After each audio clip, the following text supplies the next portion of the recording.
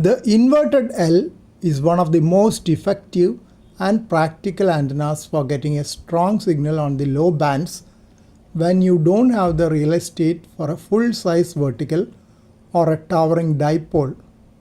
By bending a quarter wave monopole so that it runs partially vertical and partially horizontal, you get a highly capable antenna that works exceptionally well for both local NVIS, that is near vertical incident skywave, and DX communications. The inverted L is essentially an unbalanced quarter wave antenna. It relies on two distinct sections to radiate your signal. The vertical section, this is the primary radiating element. It provides low angle radiation, which is essential for working DX on bands like 160 meter and 80 meter. You generally want this section to be as high as physically possible. The horizontal section, this section acts as top loading for the vertical element. While it does radiate at higher angles, which is useful for regional contacts, its main job is to bring the antenna into resonance without requiring massive heavy loading coils at the base.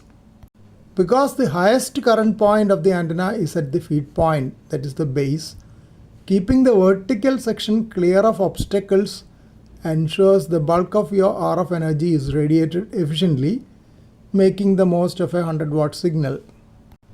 The longer the vertical section relative to the horizontal section, the lower your takeoff angle will be and better the DX.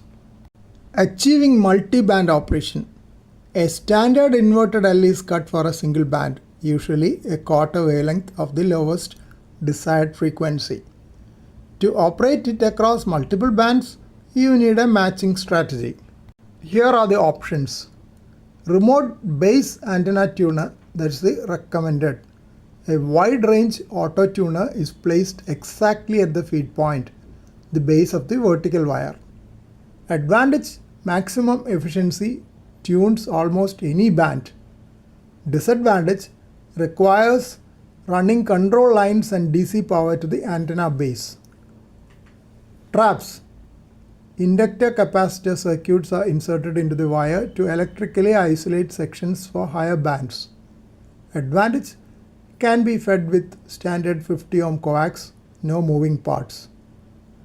Disadvantage: traps add weight, reduce overall efficiency, and limit bandwidth. Parallel wires, that is a fan. Multiple inverted L wires of different lengths are connected to a single feed point and spread apart. Advantage: cheap to build, provides resonant operation on multiple bands. Disadvantage: tuning one wire affects the others. Physically difficult to rig cleanly without tangling. The ground system. An inverted L is only half of the antenna. The ground is the other half.